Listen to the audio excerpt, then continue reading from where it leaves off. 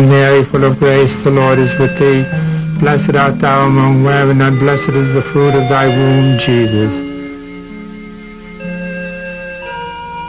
Holy Mary, Mother of God, pray for us sinners now and at the hour of our death. Amen.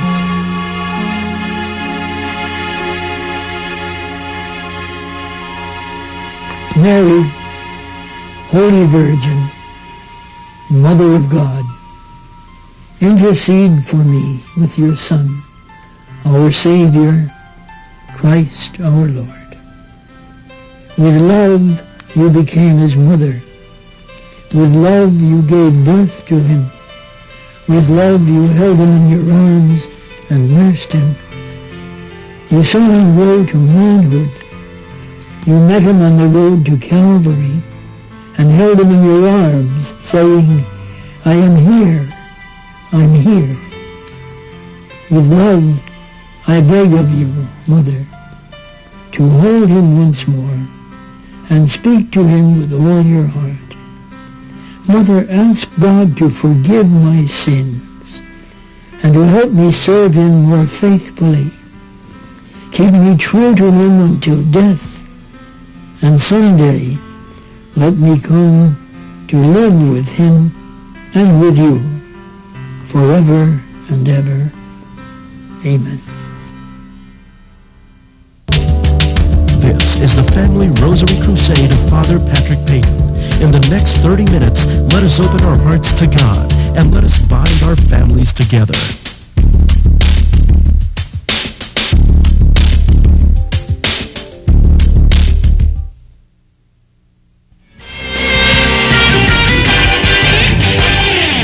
Muli po tayo nagbabalik sa ating palatuntunan at siguradong magigising sila sa ating topic ngayon kasi ito yung tinatawag nating tough love.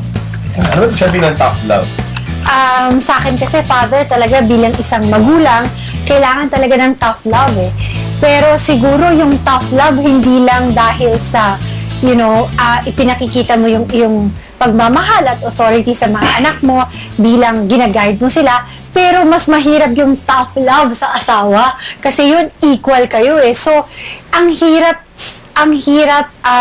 hindi naman kasi pwedeng i-impose mo lang ang gusto mo. So, paano ba babalansehin at ipakikita ang tough love, lalong-lalo na sa iyong asawa? Ako ba, kahit sa parish ko, meron din akong ganun kasi ang isa sa mga parang talagang gusto kong maiayos yung mga kabataan, lalo sa parokya ko kasi wala naman ako sa lugar ng mga, anak ng mga buena pamilya. So, gusto ko makatapos sila ng pag-aaral, ganito, ganyan.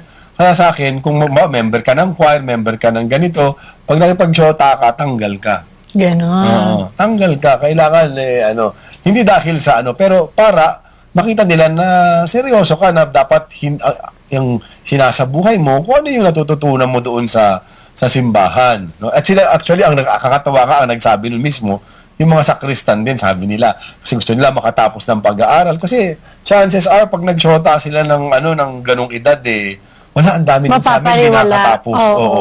Kasi wala pang graduate ng high school o kakagraduate lang, ayun, magkakaanak na. So, minsan kailangan rentahan mo ng konti. Hindi naman sabi ko sa kanila, hindi naman para sa akin to. Ako'y okay na sa buhay ko, kako. No, maganda na pagdating ng araw, pagbabalikan ko yung mga nandito ako sa parokya, makikita ko yung mga kabataan dati, mga nakatapos, may magagandang trabaho, hindi yung makikita ko kayo kumakatok sa bago kong parokya, humihingi ng pambiling gatas. Di ba? Putusan ko kayo. Alam mo, mahirap talaga yan eh. Kung ikaw nga, naha-high blood eh. Lalo na pagkasama mo 24/7 at hindi nakikinig sa'yo. Hingang malalim. Pag di na kaya ng hingang malalim, iwanan ko na to. Kaya nga sila, kasi ang pag-ibig ay matamis, pero matigas kapag kailangang panindigan ang katuwiran. Kahit sa mag-asawang ubod ng lambing, bumilang ka ng ilang buwan o taon, mapapalitan ang pag-uumapaw ng ligaya ng mga pagkakataon ng pagtitimpi, pagpapasensya, dahil maliit man o malaking hindi pagkakaunawaan. Ang tanong, kailan pwedeng ipagtibit balikat at magparaya? Kailan kailangang magalit at sabihin, hindi na pwede ang gayong pangyayari? Yan ang sasagutin ni Namon at Aida Legaspi. 32 years ng kasal at may 2 anak.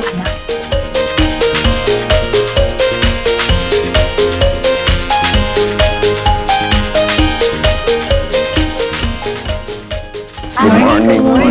Hello. Morning, Father. Yan.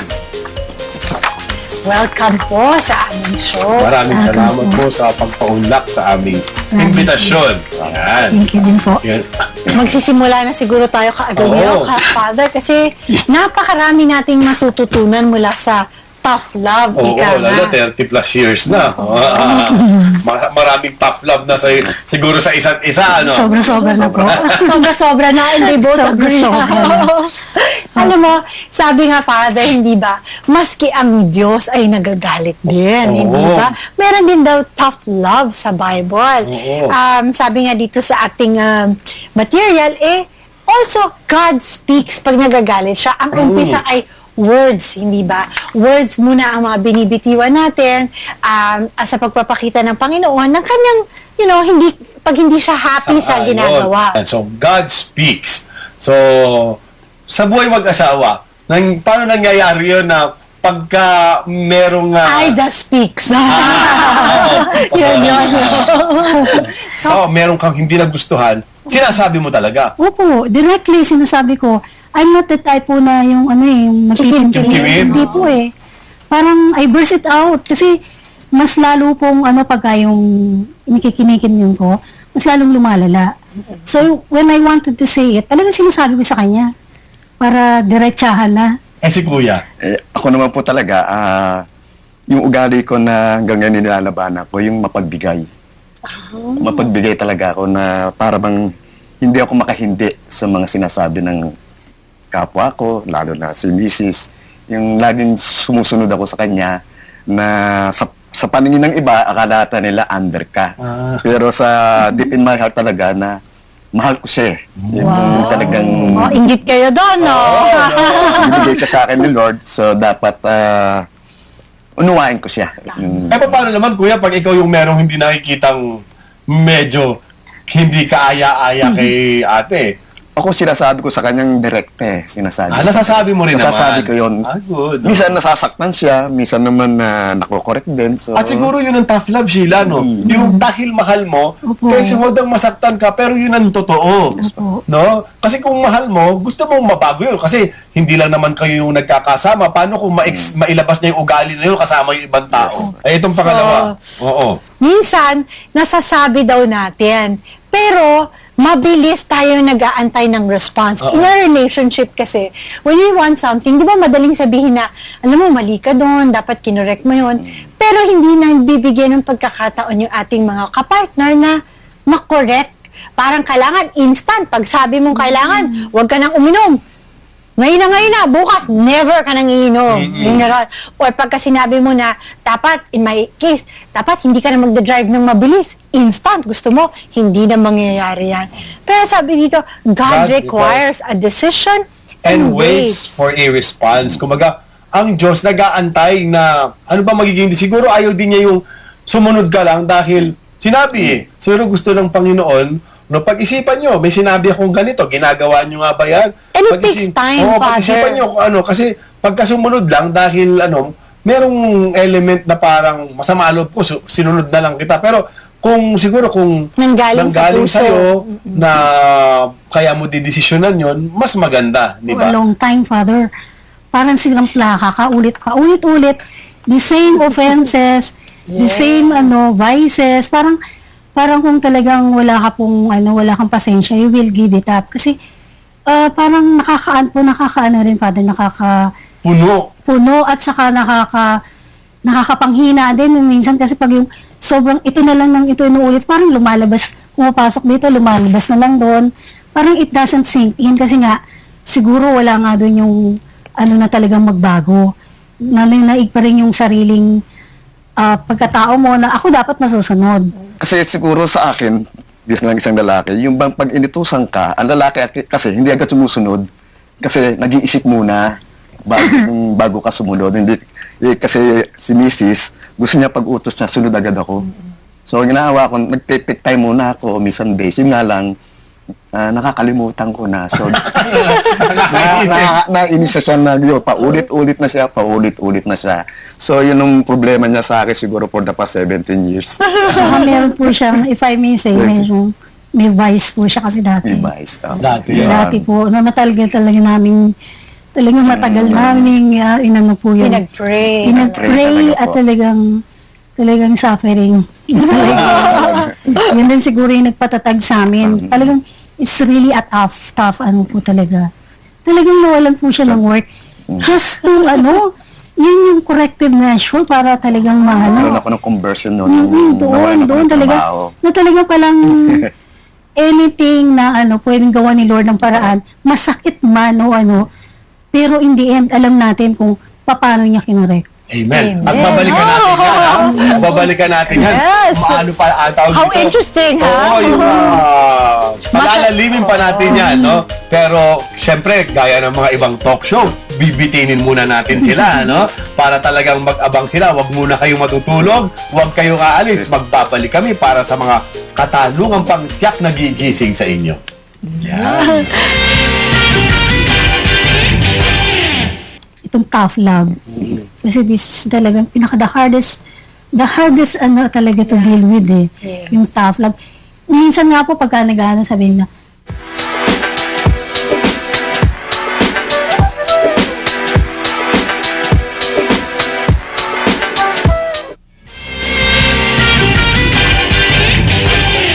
Nagbabalik po tayo muli at syempre, tough love pa rin ang ating pinag-uusapan. Kanina nga nabanggit na yung mga consequences of your actions. Oo. Pero siguro bago tayo pumunta doon, Father, meron daw kasing dalawang klase yan. Isang direct action At and indirect. O, sabi nga Diba? dito, di ba? Pag minsan ayaw sumunod, God takes indirect action like in Deuteronomy 11:17, nung medyo matigas ang ulo nung sambayanan ng Israel, ang ginawa ng indirectly, no, hindi siya nagpaulan, no, muna na parang sabi doon sa kasi para yung mga crops ay mamatay, no. So doon muna sa mga ganung bagay, hindi directly talaga doon sa tao, indirect lang na medyo binabawasan ng blessing para matuto. Tama ka, Father, pag yung talagang meron kaming hindi pagkakanuan, so ang nangyayari na lang, Father, ako po'y outside. Totoo yung outside Outside ako lang mo. Pupunta ako sa sala, manunood na lang ako ng TV, doon na lang ako magpapalipas ng oras, pag-alam kong tulog na siya, tsaka na ako papasok ng kwarto. Tapos kinabukasan, na okay na kaming dalawa. Kasi hindi ko pinapatagal ng 24 hours o ano man. At kailangan mag-usap kami. so yun po siguro yung indirect action nila. Hayaan ko kayo muna ganyan. Sige, let it be na ganyan muna kayo. Until such time, ma-realize nyo kung ano yung pagkakamali nyo. Tapos, yun nga po, napakahaba po ng proseso na ganun. Na, unti-unti, sige tinitingnan, parang sabi ni Lord, sige, bahala kayo sa sarili nyo, tingnan ko hanggang saan nakakayahan nyo. Kasi pagkatapos ng indirect, direct action na daw. God takes direct action. Sabi Pag dito, ayaw makinig. when God's diretsuhin words, patience, and indirect correction fail to produce the change necessary, then God's tough love increases. He now deals directly with his sinning child. He will bring direct correction and allow the consequences of a person's rebellion to come upon them. Again, God takes direct action to correct his people because he possesses an enduring love that desires the best for them. Siguro, gusto kong i-highlight yung in taking direct action, it means that God allows. Hindi siya yung nagbibigay mismo na, gano'n na, parusahan kita. Hindi gano'n ang Diyos. We alam natin na God is love. So, parang hinahayaan niya yung consequence ng ginawa mo na mangyari sa'yo. Para matuto ka. Yun yung direct na ayaw mong tumigil. Parang nga sabi, sometimes our problems and trials, God uses them. He doesn't give that. He uses them to correct us. No? Kino-correct tayo para matuto. Sometimes, we do not listen to that. Kaya lalo tayong napapahamak pag hindi tayo nakinig doon sa correction na yon that the Lord allowed. No? So, nangyari ba sa inyo na medyo nag-direct na? Opo. Sabi niya nga, answered prayer, hindi ba? Ayun nga po, when yun na nga, syempre, kung hindi po makuha sa santong, eto na yun, talagang, eto na po yung hamunan, Father, ng, sige, let us separate ways. Talagang diretso. Talagang, hindi ko na kaya. Hindi na lang sa sala. Hindi na po, Father, talagang, Property, lahat. talagang, dumating na Sana. kami sa punto na talagang, I think this is the end of our relationship na gano'n. Tapos, sabi kong gano'n, anyway, sabi kong gano'n, kaya ko, kasi masyado po kasi akong ma-pride eh. Sabi ko, siguro mas maigi kung maghihiwalay na lang tayo. And it did not parang happen just one time. Maraming instances na umalis siya and then bumalik, bumalik. Ayan na po yung talagang grabe na. Tapos nung medyo talagang paggabi na ng paggabi, yun nga po yung corrective is nawalan siya ng trabaho because dahil nga dun sa vices niya. Sa mga nanonood po ngayon, walang mahabang panahon, walang problema na hindi kayang solusyonan ng Panginoon Correct. talaga. Pero mo, sabi ni ate, nung siya lang, talagang hindi niya na kinakaya. O nung nilift up kay Lord, ganun lang pala. No? Ang 18 years, imagine, Yes. no? Hindi madali yun, ha? Maraming tao, gi-give up na talaga doon. Iba, 2 years lang eh. 1 year. Baka nga 2 months na. Yan. Lalo na pag sabi nga ni Kuya, she's very capable of taking care of herself. Wow, talagang that's really amazing na makayanan mo yun. Hindi At ba? minsan, Sheila, dahil nga, buti nga sa kanila, no, they allow the Lord to work sa buhay nila. Pero minsan, yung sinasabi ko kanina, we are just so stubborn. Kaya umaabot dun sa Yes. Ikalima. Sabi dito, God ultimately gives the person over to their own desires. Yan ang gusto mo? Go! Bahala ka. The final step of God's tough love is to allow a person or nation to completely go their own way. God declared that the Israelites had to come to this point when He said, "In vain have I smitten your children. They received no correction." Then He allowed the nation to experience the consequences of their choices, be removed from their land and go into captivity. Why? Because in His love, He will not force a person to respond to Him, nor will He continually pursue or beg someone to follow His will. Kasama pala yun ng tough love. Yan ang gusto mo, sige, pababayaan kita. Diba? Parang ano yan eh, prodigal son. Diba? Sa ibang tata yun, kukunin mo mana mo, boy pa ako, ayup ka. Diba? Ikaw ba naghirap dyan? Pero, anak, yan gusto mo? O, sige. Binigay. Pero nung ano nangyari, nung nagkanda loko-loko. So sa akin, mas mahirap ang tough love sa asawa. Sa karanasan niyo ba? Ganon din? Opo. I agree with Sheila kasi iba po yung sa anak eh. Sinanggaling sa yan eh. Talagang kahit na ano, mapapatawad mo talaga. Pero sa asawa nga po, dahil yun na nga, Equal kayo equal hindi. Sabi ko ba Equal Hindi mo kilala dati. sabi nga, Lang yan, parang ginagrabyado yata ako nito sandali. sabi nga po nila, di ba? Makakahanap ka ng maraming asawa para anak. Hindi eh. Parang napakahirap po talaga sa sa mag-asawahan. Ang masasabi ko lang po sa mag-asawahan, una po yung sa amin, kaya kami naging happy married ng aking asawa, yung communication namin dalawa, talaga pong nag-uusap kami at hindi kami selective listening kung ano lang sinasabi niya, dinadama ko. Pangalawa, yung time, kasi pag mahal mo ang isang tao, kailangan may oras ka sa kanya. Pag nawala ng oras mo sa kanya, it means sabihin mayroon na pong problema sa relasyon ng mag-asawa. So, para tumatag po ang ating magiging manatiling mag-asawa na matatag, una, siyempre po, nandun po si Lord, sentro ng ating pagmamahal, at ang unawaan po ng bawat isa, lalo na po sa mag-asawahan. At ang talagang sekreto ko po talaga, kinilala ko ang asawa ko kung sino siya, kung anong pagkatao niya talaga na maraming taong ko pong pinag-aralan at pinag-isipan. At sa ngayon siguro masasabi ko na kilala ko na po ang asawa ko. At mas minahal niyo po ba siya ngayon? Mas minahal ko po siya ngayon. Amen. Sususugan ko na lang po yun, Father, no?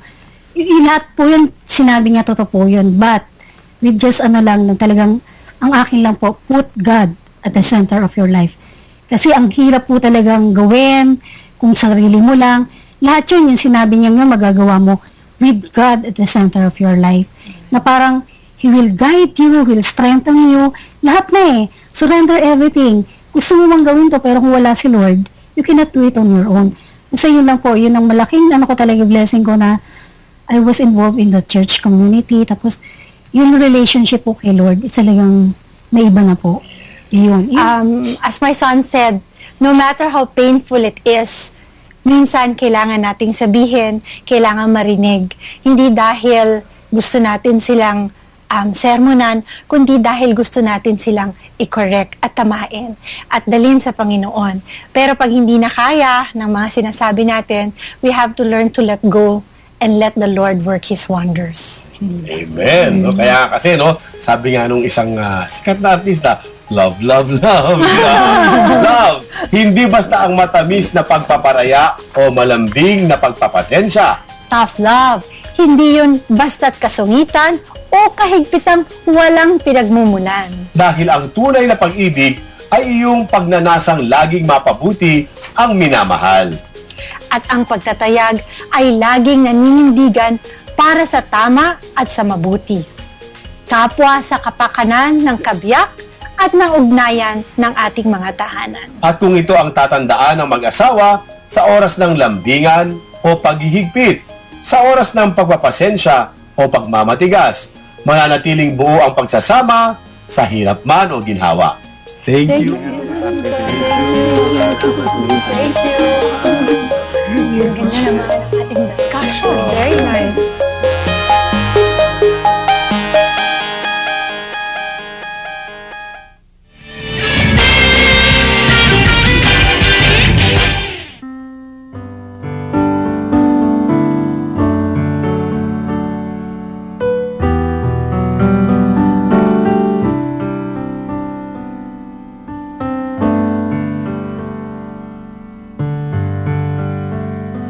How lovely is your dwelling place, O Lord, mighty God, Lord of all.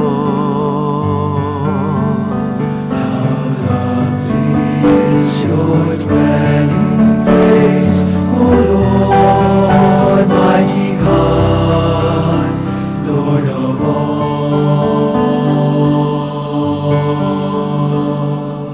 Even the lowly sparrow finds a home for her brood, and the swallow a nest for herself where she may lay her young. In your altars, my King and my God, how lovely is your dwelling place, O Lord, mighty God, Lord of all. Blessed are they whose dwelling is your own, Lord of peace. Blessed are they, refreshed by springs and by rain, when dryness daunts and scathes.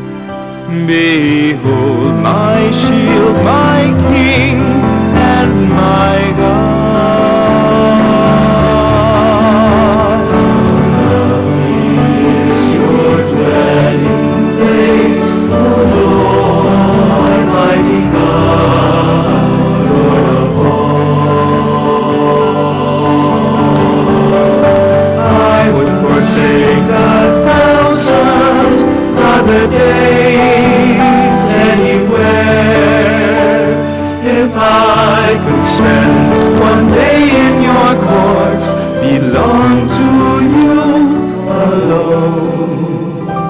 My strength are you alone, my glory, my King and my God.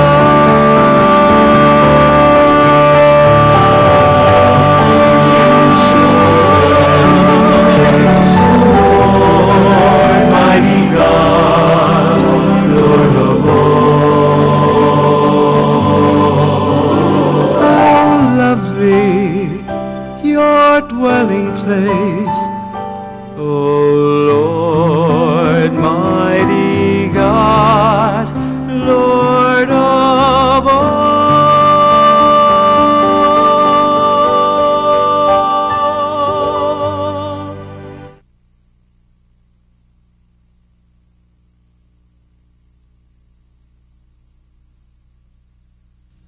I hope this program gave all of you comfort, courage, and hope. Its purpose is to help families in their struggle against the many evils, tearing apart family life and moral values today. There is no surer way for families to get the help they need so desperately than to ask God, to pray as a family, to pray the rosary, a gospel prayer, a prayer that never ceases to tell the family the good news that God is on their side. Ponder the message of this program deeply within your hearts, and may its joy move your family to join the millions throughout the world to proclaim the truth of the statement, the family that prays together stays together.